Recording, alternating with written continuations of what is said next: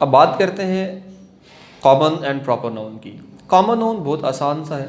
Common noun क्या होता है कि ऐसा नाउन होता है जिससे हम किसी चीज़ को स्पेसिफाई नहीं कर सकते, ख़ास नहीं कर सकते हैं, जिससे आपका अंडरस्टैंडिंग लेवल जो है ना वो क्लियर नहीं होता है। मसलन मुझे आप कहें कि सजाद वेयर आर यू, तो मैं कहूँ आई एम एट मॉस्क, मैं मस्जिद में हूँ, तो भई आपको आइडिया नहीं है मैं कौन सी मस्जिद में हूँ। अगर मैं मस्जिद का बाकायदा नाम ले लूँ, मैं मदीना मस्जिद में हूँ, मैं मस्जिद खिजरा में हूँ, मैं अल्लाह अकबर मस्जिद में हूँ, तो एक बाकायदा एक नाम जब आएगा ना मस्जिद का, तो ये कॉमन से प्रॉपर बन जाएगी ये चीज़।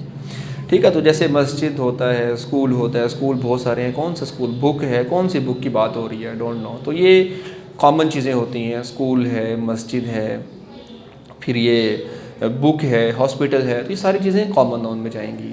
प्रॉपर नाउन क्या है कि भाई इन्हीं सारी कॉमन चीज़ों के नाम, एक कॉमन चीज़ों के जो नाम है उनके साथ में कोई एक और नाम जोड़ दिया जाए जिससे वो चीज़ वाज़े हो जाए। मसलन जैसे मैंने कहा मैं मस्जिद में हूँ, तो भी कौन सी, अल्लाह अकबर मस्जिद, तो अल्लाह अकबर मस्जिद, मदीना मस्जिद, मस्जिद के साथ उसका नाम अटैच कर देना, इट्स मीन कि उसको ख़ास कर दिया गया है। बोर्ड पे लिखो, कौन से बोर्ड पे, वाइट बोर्ड पे राइट करो भाई, ठीक है। पेंसिल दो भाई, कौन सी पेंसिल, भाई रेड पेंसिल दो, रेड का साथ लग जाना उस पेंसिल के लिए ख़ास हो गया, ठीक है।